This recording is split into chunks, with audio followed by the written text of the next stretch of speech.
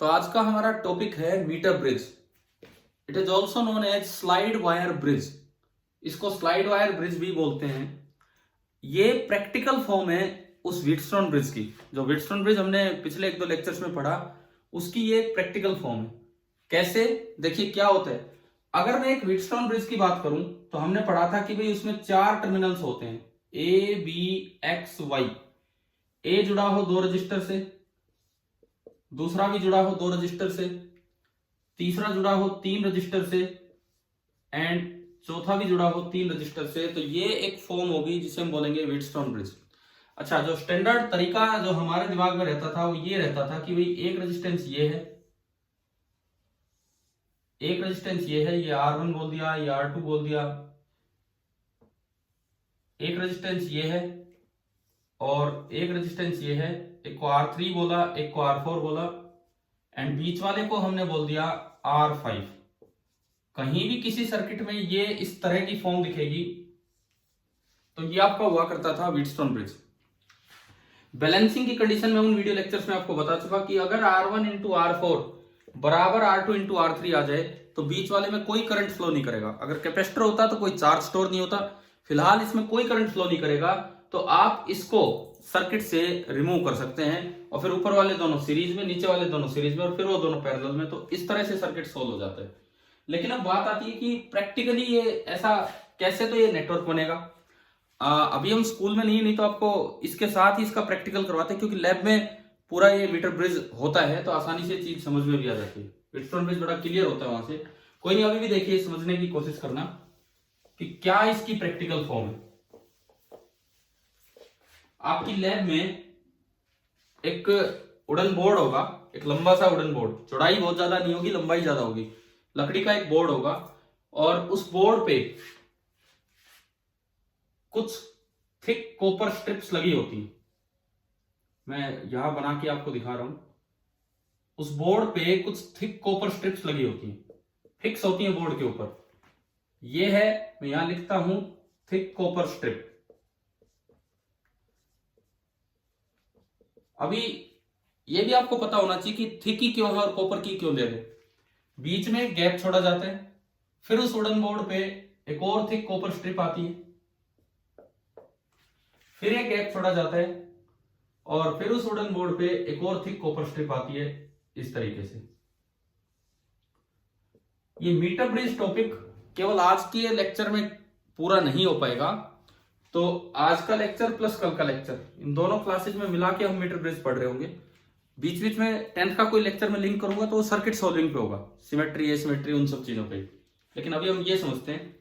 देखो, ये एक अरेंजमेंट है, एक लकड़ी के बोर्ड पे ये चीजें फिक्स हैं। ये 2 गैप्स हैं, इनमें से ये वाला है हमारा राइट गैप कि भाई इस साइड में है, एंड ये वाला है left gap, left and right gap. ये हमने बना दिया अपने अकॉर्डिंग। अब देखो, वहीं पे एक वायर होती है, एक रजिस्टिव वायर होती है, कनेक्टिंग वायर नहीं, एक रजिस्टिव वायर होती है जिसकी अच्छी खासी रेजिस्टेंस है और वो टाइटली फिक्स है इन 2 कॉपर स्ट्रिप्स के बीच में। ये एक मेटल नहीं, एक अलॉय की वायर है। मे बी ये जो अलॉय है, ये जो वायर है, इट मे बी कॉन्स्टेंटेन और मैंगनीन वायर।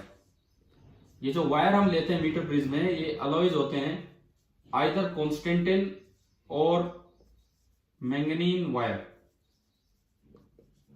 अच्छा, इन मटेरियल्स का, इन अलॉयज का फायदा क्या होता है? इन अलॉयज का फायदा यह है, पहली बात, टेम्परेचर चेंज होने के साथ इनकी रेजिस्टेंस बहुत ज्यादा चेंज नहीं होती है।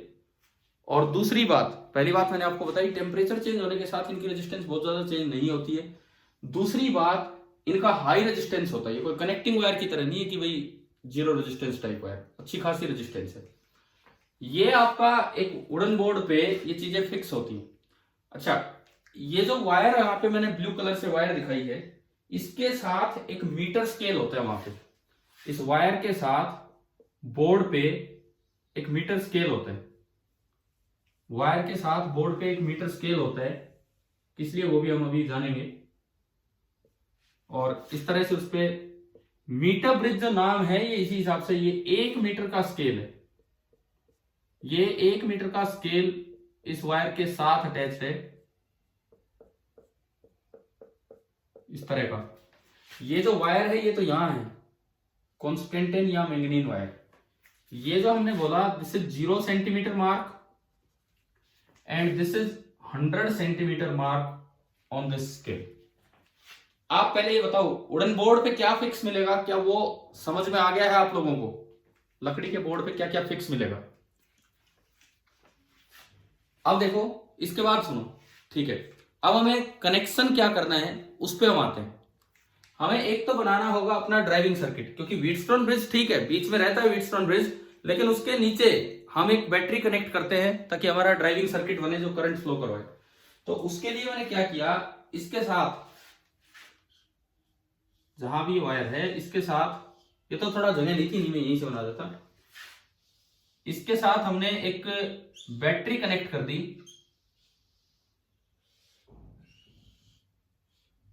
विथ सम स्विच, ये सिंबल है स्विच का, बैटरी कनेक्ट हमने कर दी है विथ सम स्विच। देखिए स्विच में आपको पता होना चाहिए, अगर डॉट लगा है, ये इस तरह का अगर सिंबल देते हैं, अगर डॉट लगा है तो वो ऑन है और अगर डॉट नहीं लगा रखा है तो ऑफ है। अब ये स्विच मैंने ऑफ रखा है। अब इस पे क्या होता है, कुछ स्क्रूज होते हैं यहां यहां यहां, एक इसके बीच में और एक यहां। इन स्क्रूज को आप लूज कर सकते हैं और टाइट कर सकते हैं। ये जो मैंने बीच में कुछ डॉट्स दिखाए ये स्क्रूज हैं, इनमें लूज टाइट करके आप यहाँ पे कोयल मतलब रजिस्टिव कोयल फिक्स कर सकते हैं, नॉन रेजिस्टेंस फिक्स कर सकते हैं, जो भी होगा वो हम इनमें यूज कर सकते हैं। तो इसमें किया जाता है, देखिए लेफ्ट या राइट किसी एक गैप में, लेफ्ट या राइट किसी एक गैप में एक अननोन रेजिस्टिव कोयल लगा दी जाती है, कोई भी अननोन रेजिस्टिव कोयल। जैसे मैंने यहां लगा दी, ये मैंने एक रेजिस्टेंस लगा दी। अब ये कोई कनेक्टिंग वायर नहीं है, अब वो दिखने में तो ऐसा दिखेगा नहीं वायर पे, वो दिखेगी तो एक वायर की तरह। तो ये हमने एक वायर लगा दी जिसकी रेजिस्टेंस है R। अच्छा लैब में दो तरह की वायर्स होती हैं, दिखने में एक जैसी हैं, फिर कैसे हम पता लगाएं ये कनेक्टिंग वायर और ये रेजिस्टिव वायर है? जो कनेक्टिंग वायर होती है उनपे कपड़े की कवरिंग रहती है, व्हाइट सी कवरिंग, और जो बिना कवरिंग के वायर है वो आपकी रेजिस्टिव वायर है, इस तरह से रहते हैं। तो ये हमने यहाँ एक रेजिस्टिव वायर लगाई। अच्छा इस साइड इस वाले गैप में हम लगाते हैं नॉन रेजिस्टेंस, ये जो मैंने लगाया। अच्छा ये कोई फिक्स नहीं है कि लेफ्ट में नॉन राइट में नॉन, एक में नॉन होना चाहिए और एक में नॉन, फिक्स नहीं कि किधर कौन सा लगाना है, कभी इसको भी याद करो। ये वाली जो रेजिस्टेंस है this is our unknown resistance, इस साइड जो मैंने रेजिस्टेंस लिखी है this is our unknown resistance, और इधर की तरफ जो मैं रेजिस्टेंस लगाऊंगा वो एक नॉन रेजिस्टेंस होगी। अब नॉन रेजिस्टेंस के नाम पे लैब में होता है एक रेजिस्टेंस बॉक्स, नॉन रेजिस्टेंस के नाम पे लैब में एक रेजिस्टेंस बॉक्स होता है। मेरे पास है नहीं मैं आपको दिखाते अभी कि रेजिस्टेंस बॉक्स में क्या होता है, आप जितना मर्जी चाहे वो रेजिस्टेंस आप कनेक्ट कर सकते हो, उस पर वैल्यूज होती है 1 2 5 10 100 1000 इस तरह से वैल्यूज होती है। आपने खाली 1 वाली की निकाली बाहर तो 1 ओम कनेक्ट हो गया, 1 के साथ 2 वाली भी की निकाल दी तो 1 और 2 सीरीज में जुड़ के 3 ओम कनेक्ट हो गया, 5 वाली भी साथ में की निकाल दी तो 8 ओम कनेक्ट हो गया, खाली 5 की निकाली तो 5 ओम। तो इस तरह का एक बॉक्स होता है।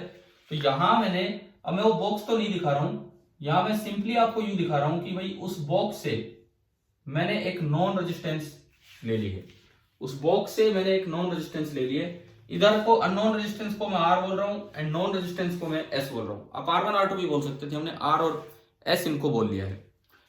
अब ये देखो एक और तीसरी चीज जो हम कनेक्ट करते हैं, क्या करते हैं कि ये जो स्क्रू है इसको लूज करके यहां से कनेक्टिंग वायर लेके, और एक गैल्वेनोमीटर होता है लैब में। गैल्वेनोमीटर क्या होता है, देखो हम लैब में सीखेंगे गैल्वेनोमीटर, एमीटर, वोल्टमीटर। गैल्वेनोमीटर का काम होता है to detect current, not to measure current but to detect current कि करंट है या नहीं है। एमीटर का काम होता है to measure current and voltmeter का काम होता है टू मेजर वोल्टेज। अब गैल्वेनोमीटर और एमीटर इनको देखने में क्या डिफरेंस मिलेगा, गैल्वेनोमीटर का जो 0 मार्क होगा वो बीच में होगा, मतलब उसकी निडल इधर भी जा सकती है, उसकी निडल उधर भी जा सकती है, और जो एमीटर होता है उसका 0 मार्क एक एंड में होगा, तो उसमें एक ही साइड निडल मूव करेगी, ये उसका डिफरेंस होता है।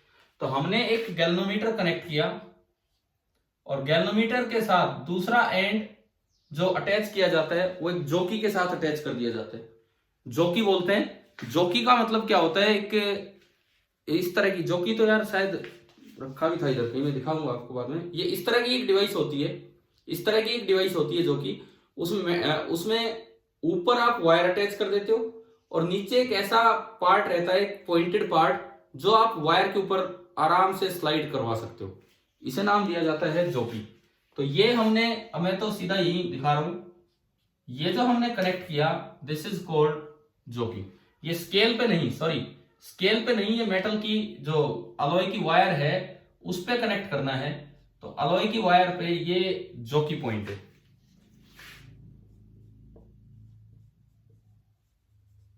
अब एक बार मुझे ये बताओ, क्या ये अरेंजमेंट समझ में आ गई है या नहीं?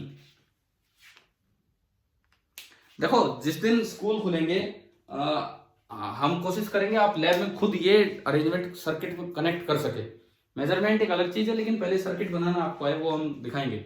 अच्छा, अब देखो दोबारा सुनो, कुछ चीजें मैंने शुरू में ली जो बोर्ड पे फिक्स थी। थिक कॉपर स्ट्रिप 3 जगह है, मीटर स्केल और एक वायर, ये बोर्ड पे फिक्स है। कुछ चीजें हमें बाद में कनेक्ट करनी है। ये अननोन रेजिस्टेंस, ये तो आपको एक कोयल दे दी जाएगी, उसमें से कट करके एक वायर की कुछ लेंथ आप यहां फिट कर दोगे जिसकी रेजिस्टेंस आप निकालना चाह रहे हो। फिर एक नॉन रेजिस्टेंस मैंने बताया, उसके लिए आप एक रेजिस्टेंस बॉक्स यूज करेंगे, आप वो इधर भी ले सकते हैं इधर भी। और एक गैल्वेनोमीटर बताया कि उसकी 0 मार्क बीच में होगी, आप देख लेंगे वो गैल्वेनोमीटर है, जी भी लिखा रहता है उस पर। और एक जॉकी लेते हैं, एक वायर लेंगे, यहां से यहां कनेक्ट की गैल्वेनोमीटर में, एंड देन यहां से यहां जॉकी से अटैच किया और जॉकी इस पे मूव करेगा। इस तरह का अरेंजमेंट है। ये आपका बना एक मीटर ब्रिज।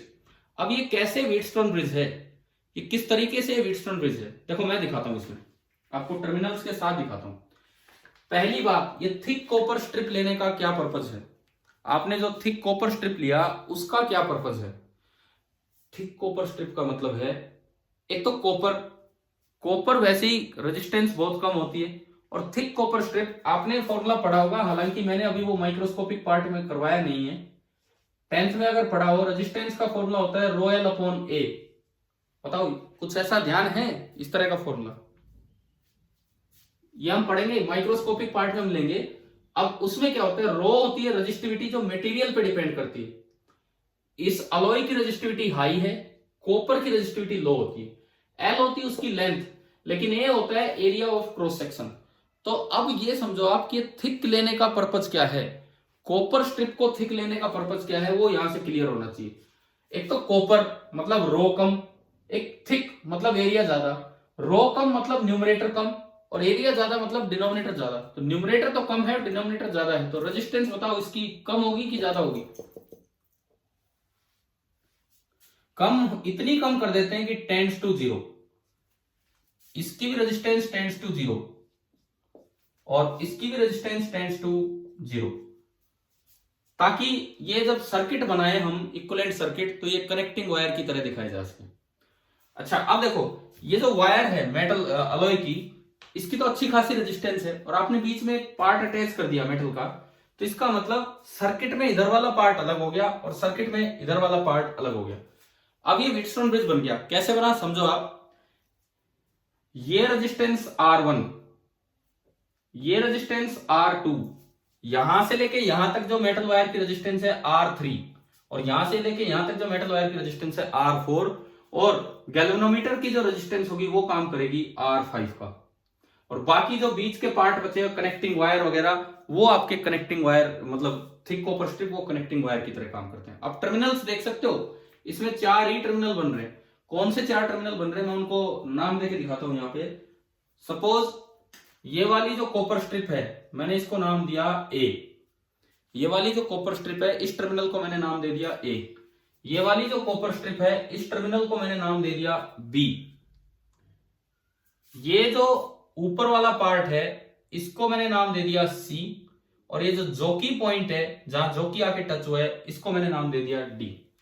तो इस सर्किट में टोटल 4 ही टर्मिनल हैं, ए बी सी डी। ए कितने रजिस्टर से जुड़ा है, एक तो आर से, एक तो इस आर से, और एक यहां से जे तक जो मेटल वायर है, जो अलॉय वायर है उसकी रेजिस्टेंस से। ये जो ए टर्मिनल है एक तो आर से जुड़ा है और एक यहां से यहां तक की रेजिस्टेंस है। बी 2 से भी जुड़ा है, एक तो एस से और एक ये यहां से लेके यहां तक की रेजिस्टेंस है। सी कितनों से जुड़ा है? सी एक तो आर से, एक एस से और एक गैल्वेनोमीटर की रेजिस्टेंस से, 3 से। और ये जो की पॉइंट है डी, ये कितनों से जुड़ा है? एक इधर वाली अलॉय की रेजिस्टेंस से, एक इधर वाली अलॉय की रेजिस्टेंस से और एक गैल्वेनोमीटर रेजिस्टेंस से। तो 3 3 2 2। बताओ क्या समझ में आया कैसे व्हीटस्टोन ब्रिज है? क्लियर है ना सभी को? व्हीटस्टोन ब्रिज भाई किस तरह से व्हीटस्टोन ब्रिज बना। अब मैं आपको इसका यूज दिखाता हूं। आगे बढ़ते हैं इसमें। देखिए कि इसका काम क्या है। इसमें मैं फिर से एक दो बातें रिपीट कर रहा हूं। बोर्ड में कई बार इस तरह से क्वेश्चन पूछ लेते हैं कि ये थिक कॉपर स्ट्रिप लेने का क्या पर्पज है। 1 नंबर के सवाल आ जाते हैं इस तरह से। तो थिक कॉपर स्ट्रिप लेने का ये पर्पज है ताकि ये कनेक्टिंग वायर की तरह काम कर सके और इसके हर जगह पोटेंशियल सेम हो, ताकि 4 ही टर्मिनल रहे और ये व्हीटस्टोन ब्रिज बन जाए। अब और दूसरी बात, ये वायर इन स्पेशल अलॉयज की क्यों ली जाती है, इसके 2 कारण बताए। पहला, इस अलॉय का जो मटेरियल है वो ऐसा है, उसकी रेजिस्टेंस टेम्परेचर चेंज होने से चेंज नहीं होती है। दूसरी बात, इस वायर की रेजिस्टेंस थोड़ी ज्यादा होती है, रेजिस्टिविटी ज्यादा है, तो ये कनेक्टिंग वायर की तरह काम नहीं करता, एक अच्छी खासी रेजिस्टेंस वायर की तरह काम करता है। अब देखो किस तरह से ये S कैलकुलेट होगा। अगर मान लो ना R कैलकुलेट होगा, अगर S नोन है, R कैसे कैलकुलेट होगा। आप इस जोकी पॉइंट को लेके वायर पे चलेंगे, आप इस जोकी पॉइंट को लेके वायर पे चलेंगे और अलग अलग जगह इसको टच करेंगे। वैसे इसका नाम है स्लाइड वायर ब्रिज, लेकिन बच्चे कई बार क्या करते हैं लैब में, वो इतनी घटिया तरीके से स्लाइडिंग करते हैं कि वायर को नॉन यूनिफॉर्म कर देते हैं। वो जो वायर होती है वो कहीं से पिचक जाती है तो वो नॉन यूनिफॉर्म बन जाती है, वो नुकसान हो जाता है उसमें। तो हम ये मानेंगे कि आपको स्लाइड वायर ब्रिज नाम है, लेकिन आपको इस जोकी को बार बार अलग अलग जगह प्लेस करना है, इसको यूं उठा के, या फिर स्लाइड करें तो बहुत आराम से। हमें कौन सा पॉइंट ढूंढना होगा? हमें वो पॉइंट ढूंढना होगा, वहां जाके आप जोकी को रोकेंगे जहां गैल्वेनोमीटर में से करंट कितना हो, 0। क्योंकि हमें बनाना है balanced Wheatstone bridge. Balanced Wheatstone bridge का क्या मतलब था? बैलेंस्ड व्हीटस्टोन ब्रिज का ये मतलब था कि बीच वाले वायर में से करंट बिल्कुल कितना हो जाए, 0 हो जाए, तो वो बनेगा आपका बैलेंस्ड व्हीटस्टोन ब्रिज। अब आप जोकी को अलग अलग जगह प्लेस करके आप ढूंढ लेंगे कि गैल्वेनोमीटर करंट कहां 0 है। जहां ये निडल बीच में रहे, ना उधर रहे ना इधर रहे। देखो एक साइड जाओगे निडल एक साइड रहेगी, दूसरी साइड जाओगे निडल दूसरी साइड चल जाएगी, तो उनके बीच में कहीं ना कहीं 0 लेवल आना है। IG 0 कहां आया वो मार्क आप देख लीजिए, स्केल पे वो मार्क देख लीजिए। वो मान लो वो मार्क आ रहा है L, सेंटीमीटर में लेंथ होगी, सेंटीमीटर में ये जो लेंथ होगी, हम इस L को बोलते हैं बैलेंसिंग लेंथ। ये जो L है this is called balancing length. तो उधर वाली लेंथ कितनी बची? अगर ये लेंथ L है तो उधर वाली लेंथ कितनी बची? हाँ, मान लो सेंटीमीटर में चल रहा है तो उधर वाली लेंथ कितनी बची? 100 माइनस L। मेरे पास दोनों लेंथ्स आ चुकी हैं। मान लो ये जो ब्लू कलर की वायर है, ये जो ब्लू कलर की वायर है, मैंने कहा इसका एरिया ऑफ क्रॉस सेक्शन, इस ब्लू कलर की वायर का एरिया ऑफ क्रॉस सेक्शन मैं बोलता हूं स्मॉल a। ब्लू कलर की वायर का जो एरिया ऑफ क्रॉस सेक्शन है वो मैंने माना कि स्मॉल a है। कैपिटल A तो मैं और कई जगह वैसे ही बता चुका आपको, तो इसलिए मैं स्मॉल a ले रहा हूं। और इस ब्लू कलर की वायर की जो रजिस्टिविटी है, ब्लू कलर की वायर की जो रजिस्टिविटी है वो मैंने मानी रो है। तो आप मुझे ये बताओ, ये पॉइंट है A, यहां लिखा हुआ है, ये पॉइंट है B, यहां लिखा हुआ है। इस फॉर्मूले का यूज करके आप बताना कि AJ पार्ट की रेजिस्टेंस कितनी है। AJ पार्ट की रेजिस्टेंस कितनी है, इस फॉर्मूले का यूज करके बोलिए। AJ पार्ट की रेजिस्टेंस इस फॉर्मूले का यूज करके। हाँ यही तो बोलना है, और कुछ थोड़ी बोलना है। मैं ऊपर लिखता हूं राज, राज मतलब राज नहीं, RAJ, AJ पार्ट की रेजिस्टेंस, ये मैं ऊपर लिख रहा हूं rho into L divided by A। कोई कहे मीटर में है, सेंटीमीटर में करना है, वो आप करते रहना कन्वर्ट, उससे कोई फर्क नहीं पड़ता है। वो सब कट पिट जाने बाद में। और ऐसी आप बताओ R of J B, J B का कितना है आर, रो इंटू लेंथ कितनी होगी उसकी 100 माइनस एल डिवाइडेड बाई ए। अच्छा ए हमने स्मॉल ए माना है तो इसके में भी स्मॉल ए आएगा और इसमें भी small A. Area of cross section का मतलब है कि अगर मैं इसका एक छोटा सा पार्ट लूं, इसको कट करूं, तो ये जो मुझे क्रॉस सेक्शन दिखेगा, ये जो बीच में जो क्रॉस सेक्शन दिखेगा वो है एरिया ऑफ क्रॉस सेक्शन। चलो आर ए जे और आर जे बी लिखना आ गया आपको, ठीक है। इधर इस गैप में आर है, इस गैप में एस है। अब आप इसे इमेजिन करो एक व्हीटस्टोन ब्रिज की तरह। इस सी को थोड़ा ऊपर खींच लो, जे को थोड़ा नीचे खींच लो। मैं आपको व्हीटस्टोन ब्रिज की तरह दिखा रहा हूं। सी को थोड़ा ऊपर खींच लो, जे को थोड़ा नीचे खींच लो, तो ये बन जाएगा एक व्हीटस्टोन ब्रिज।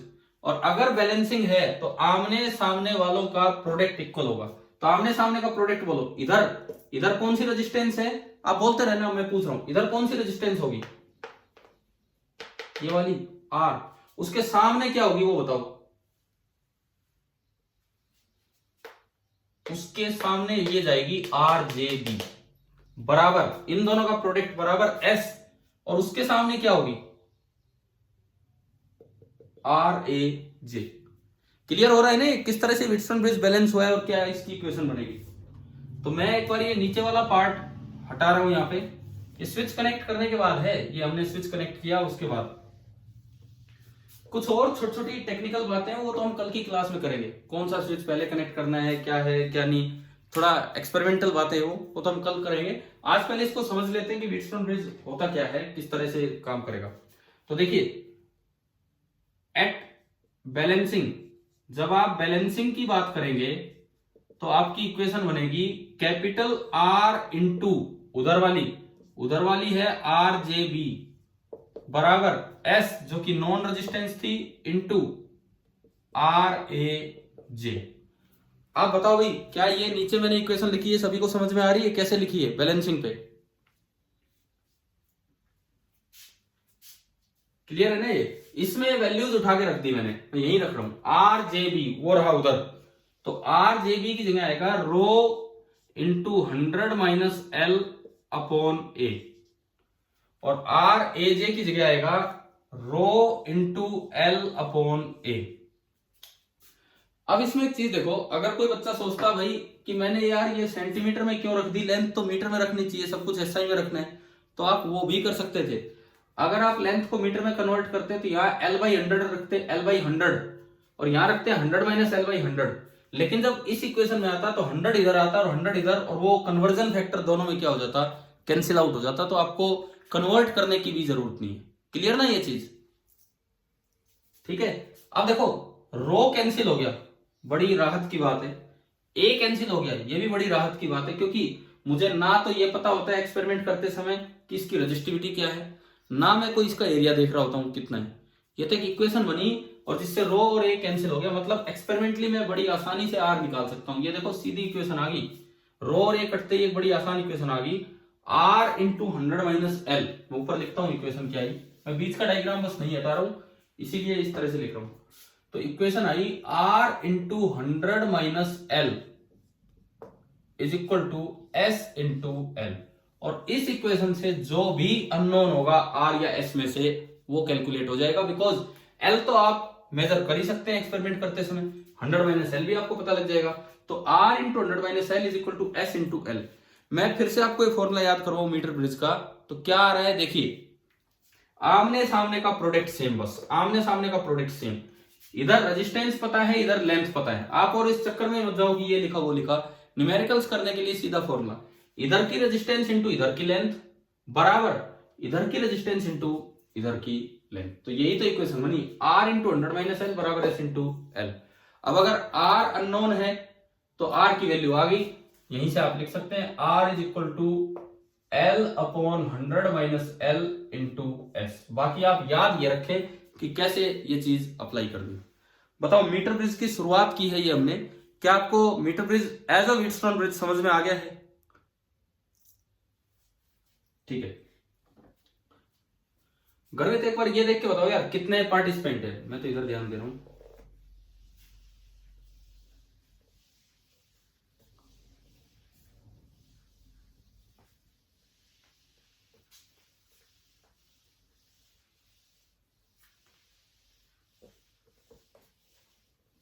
कितने हैं? 27 में से 2 तो हम लोग हो जाते हैं, 25 है मतलब बच्चे। चलिए देखिए, कोई बात नहीं, इधर देखें अभी। अब मैं आपको यूज करवाता हूं क्वेश्चंस में कैसे ये मीटर ब्रिज यूज होगा, न्यूमेरिकल्स में किस तरीके से मीटर ब्रिज यूज होगा। अब हम उस पर आते हैं। सपोज कीजिए पहला सवाल हमें ये दिया गया है कि जो लेफ्ट गैप है मीटर ब्रिज का, उसमें एक नॉन रेजिस्टेंस डाला 50 ओम। लेफ्ट गैप में हमने नॉन रेजिस्टेंस डाला 50 ओम। जो राइट गैप है उसमें है अननोन आर, जो हमें कैलकुलेट करना है। 0 सेंटीमीटर मार्क वो है at left end. 0 centimetre mark है एट लेफ्ट एंड। बीएल मतलब मैं क्या लिख रहा हूं यहां पे, बैलेंसिंग लेंथ। जो बैलेंसिंग लेंथ आई है, सपोज कीजिए वो आई है 40, जरूरी नहीं कि एग्जैक्ट 40 ही आए, वो तो कितने पे भी हो सकता है। सपोज कीजिए 42 सेंटीमीटर पे बैलेंसिंग लेंथ है। तो अब आपको ये बताना है कि आर कितना होगा इस मीटर ब्रिज में।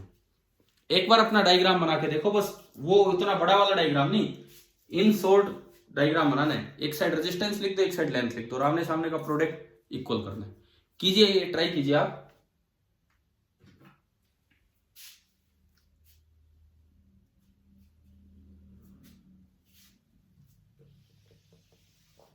लेफ्ट गैप में 50 ओम, राइट गैप में अननोन रेजिस्टेंस। तो ये वाला लेफ्ट गैप है इधर, और ये वाला राइट गैप है। लेफ्ट गैप में 50 ओम एंड राइट गैप में आर। मैं आपको अब सोल्व करने के हिसाब से डायग्राम बनाना सिखा रहा हूं कि भाई कैसे डायग्राम बनाना है। Balancing length 42 centimetre. Balancing length का मतलब है कि वो समय जब गैल्वेनोमीटर में करंट 0 है, वो जगह। 0 सेंटीमीटर मार्क है लेफ्ट की तरफ, 0 इधर है, 0 इस साइड है, और 42 सेंटीमीटर पे बैलेंसिंग हुई है। तो इधर रेजिस्टेंस दिखा के और केवल उसकी लेंथ लिख दो आप 42 सेंटीमीटर, क्योंकि ये 0 सेंटीमीटर मार्क दिया है तो ये 42 सेंटीमीटर मार्क होगा। तो ये बताओ कितना बचा, कितनी लेंथ इधर बची, कितनी लेंथ इधर बची?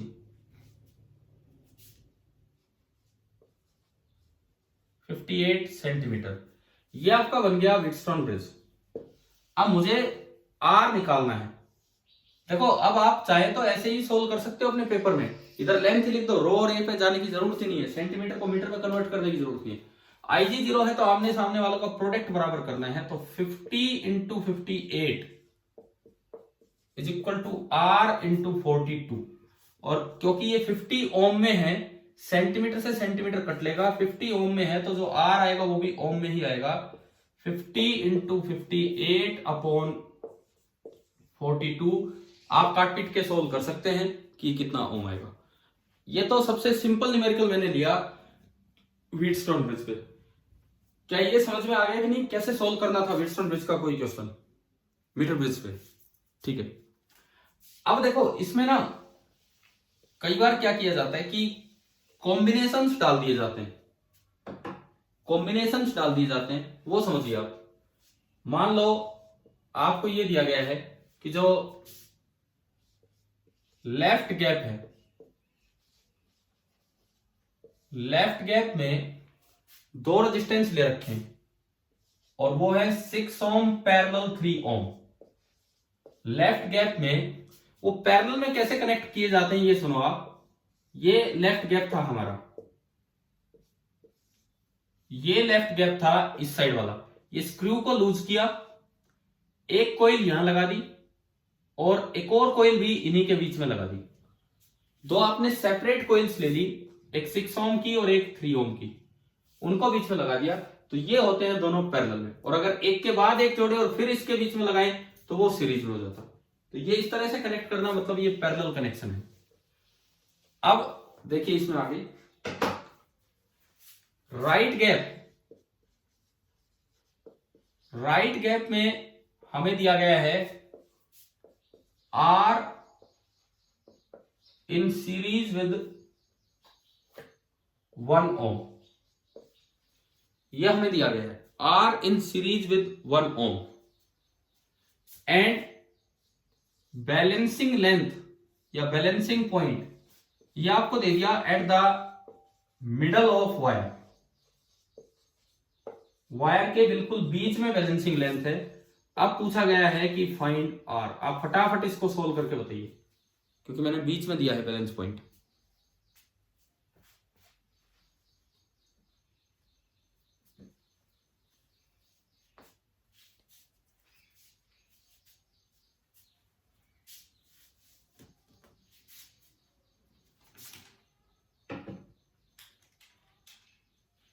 दोबारा देखो,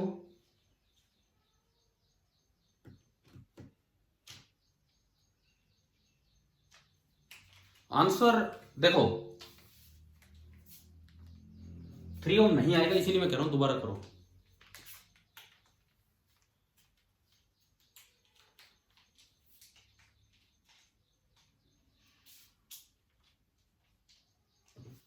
टू ओम भी नहीं आएगा, एक बार फिर कीजिए। अरे नहीं, इधर देखिए। अब आप पहले अपना सर्किट बनाएं, सॉल्यूशन का डायग्राम बनाएंगे। देखिए ये लेफ्ट गैप में दो लगाने हैं, लेफ्ट गैप में दो लगाने हैं पैरेलल में, एक 6 ओम और एक 3 ओम। राइट गैप में दो लगाने हैं सीरीज में, एक R और एक 1 ओम। ये तो R और ये 1 ओम। ये वाली लेंथ अब उन्होंने नहीं बताया 0 सेंटीमीटर मार्क कहीं है, लेकिन ये बता दिया कि बैलेंस लेंथ 50-50 होगी, क्योंकि मिडल ऑफ द वायर है।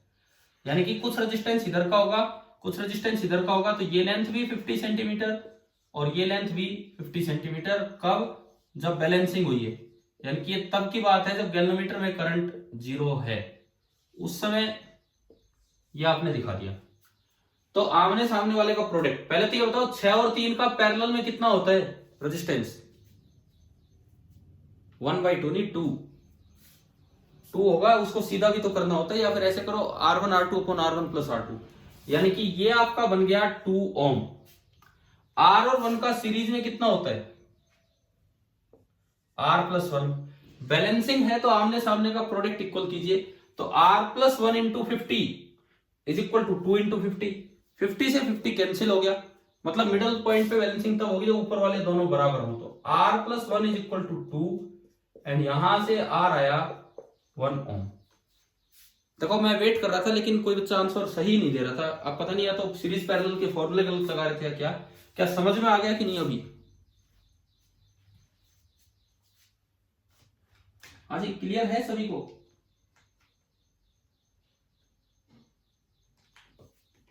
ठीक है, अब एक और सवाल हम देखते हैं। मैं जस्ट मीटर ब्रिज की प्रैक्टिस ही करवा रहा हूं आज। व्हीटस्टोन ब्रिज पे कैसे क्वेश्चंस आते हैं मीटर ब्रिज को लेके, क्योंकि एक और क्लास, कल की क्लास भी होगी मीटर ब्रिज पे ही, जिसमें हम इसके टेक्निकल पार्ट पे चलेंगे कि प्रैक्टिकल करते समय कैसे, किन बातों का ध्यान रखा जाता है और उन पे क्या क्वेश्चंस पूछे जा सकते हैं, वो चीजें। अभी मान लो एक और क्वेश्चन मैं लूं कि ये कोई मीटर ब्रिज था,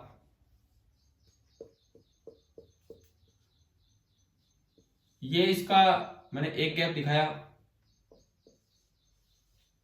ये दूसरा वाला गैप दिखा दिया। इस तरीके से हम सोल्व कर रहे हैं, और यहां पे नीचे कनेक्टिंग वायर है। ये हम सेम वही अरेंजमेंट ले रहे हैं, ये गैल्वेनोमीटर और ये बैटरी, नीचे ड्राइविंग सर्किट इसका बना दिया। अब दोनों गैप सभी खाली पड़े, बाकी बैटरी ऑन कर रखी है हमने।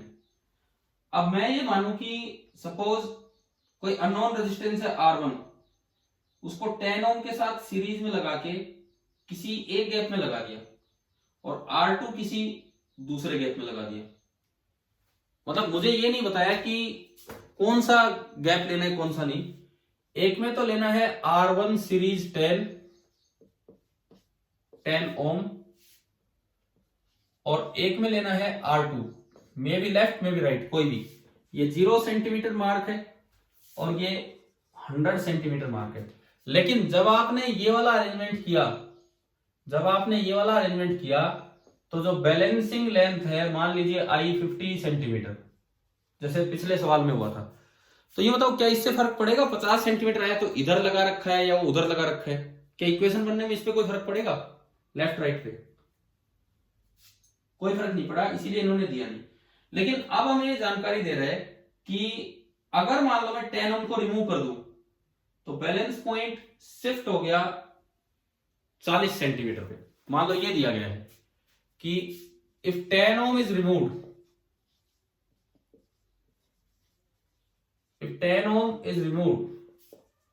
balancing length shifts to 40 centimetre.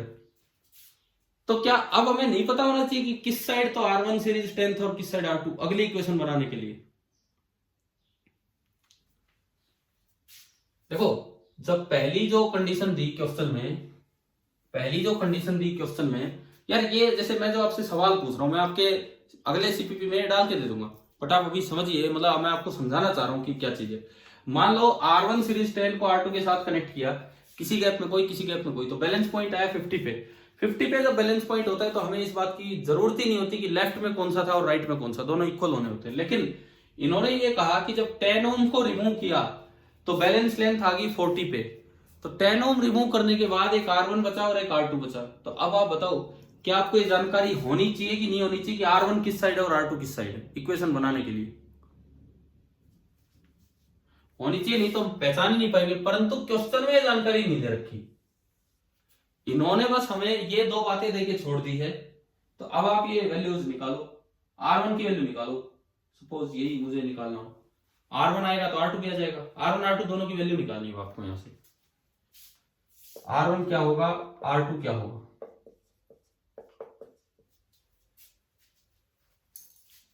देखो, पहली इक्वेशन क्या बनेगी बताओ, जो सबसे ऊपर कंडीशन है उससे पहली इक्वेशन क्या बनेगी?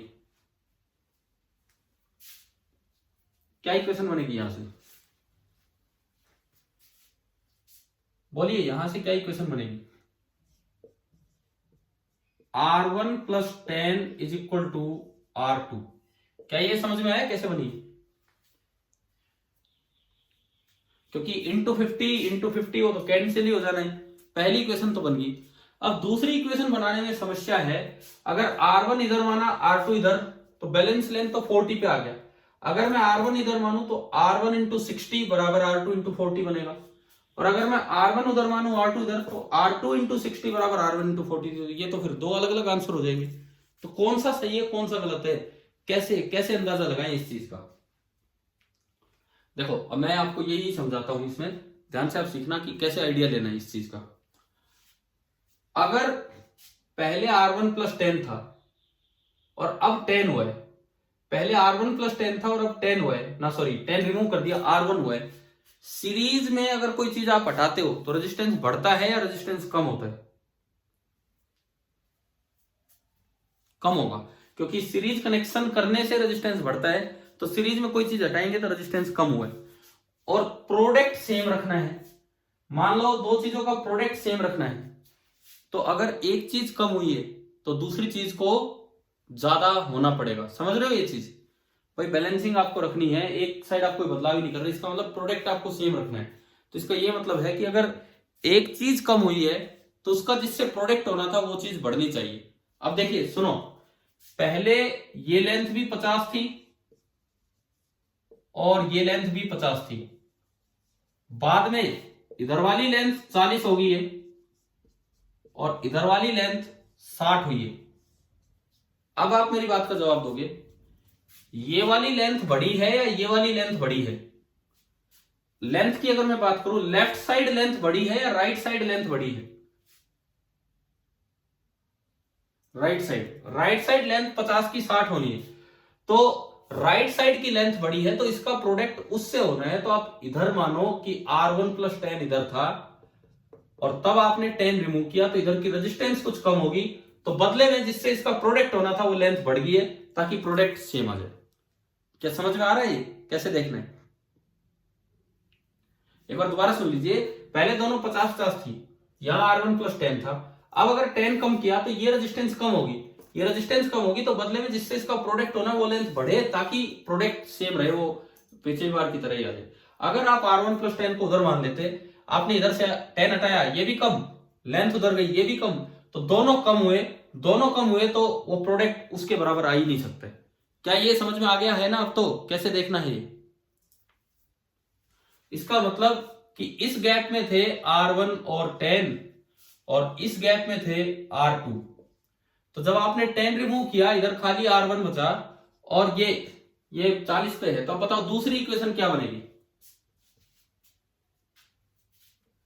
दूसरी इक्वेशन क्या बनेगी? R1 into 60 is equal to R2 into 40। अब दो इक्वेशन, दो वेरिएबल, ये तो आसानी से सोल्व हो जाएंगे। तो आप एक बार फटाफट ये सोल्व करके बता दो कि क्या वैल्यू आ रही है। देखो 0 से 0 गया, 2 3, तो इक्वेशन बनी 3R1 बराबर 2R2, 3R1 बराबर 2R2, इक्वेशन नंबर सेकंड। तो इससे फटाफट आप सोल्व करके बताइए कि R1 और R2 की वैल्यू क्या क्या आ रही है।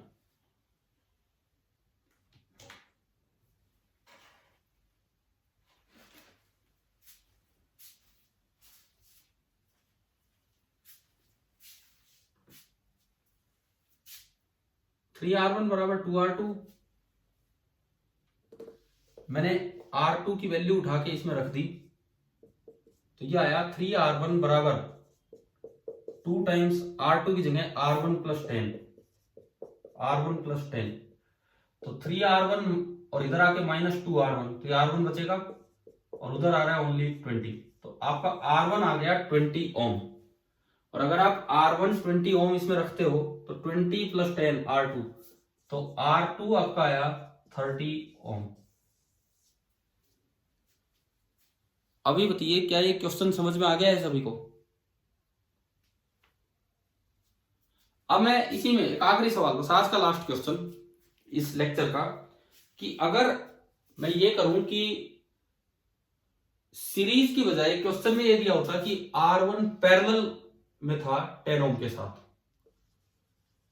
सपोज कीजिए ये दिया होता कि R1 पैरेलल में था 10 ओम के साथ, और सेम सवाल कि पहले जब R1 पैरेलल 10 को और R2 को यूज किया अलग अलग गैप में, तो मिडल ऑफ द वायर पे बैलेंसिंग लेंथ आ रही थी, मतलब 50 पे, लेकिन जब 10 ओम को रिमूव किया तो बैलेंसिंग लेंथ 40 सेंटीमीटर पे चलेगी। अब आप मुझे सिंपली बता दो कि R1 पैरेलल 10 किधर लगा हुआ था, किधर लगा हुआ था ये? हाँ, राइट साइड। कारण कि पैरेलल में अगर आप कोई चीज ऐड करते हो तो रेजिस्टेंस कम होता है, इसका मतलब पैरेलल में कोई चीज हटाएंगे पैरेलल में से तो रेजिस्टेंस बढ़ेगा। तो हमने जब यहां से 10 हटाया होगा तो ये रेजिस्टेंस बढ़ा होगा, तो बढ़ा है तो इसका जिससे प्रोडक्ट होना है वो कम होना चाहिए, यानी कि वो 40 वाला ये वाला हो गया। तो फिर आप ये सवाल अपने आप सोल्व कर सकते हो, ये वाला क्वेश्चन पैरेलल लेके। ठीक है, करेंगे, आप खुद ही सोल्व करेंगे कि अगर ये पैरेलल होता तो R1 R2 की वैल्यूज क्या निकल के आती। चलिए अब आगे तो अगली क्लास में। अच्छा, दूसरी बात, मैं आपका और वीडियो लेक्चर ना, सॉरी, एक ही क्लास इसलिए ले रहा हूं क्योंकि फिर साथ में कुछ वीडियो लेक्चर्स भी हो जाते हैं सर्किट्स के, तो आप कम से कम वो साथ साथ करते चले। हमने जो लेक्चर्स 10th के लिए रिकॉर्ड कर रखे हैं वो आपके भी एज इट इज काम के हैं, क्योंकि वो 10th NTSC के नाम पे उनको भी काफी कुछ पढ़ाया जाता है। तो अब जो अब तक आपका काम कवर हो जाना चाहिए सर्किट से, सीरीज पैरेलल ग्रुपिंग के फॉर्मूले, हमने उसका वीडियो लेक्चर डाला कि वो कैसे डेराइव करने हैं। उसके बाद व्हीटस्टोन ब्रिज की बैलेंसिंग, उसके बाद व्हीटस्टोन ब्रिज को आइडेंटिफाई कैसे करते हैं या पैरेलल कॉम्बिनेशन को कैसे आइडेंटिफाई करते हैं। फिर मैंने यहां क्लास में नहीं लिया है अभी, लेकिन एक सिमेट्री और एक को बोला था परपेंडिकुलर के अबाउट, मतलब एसिमेट्री नाम दिया था।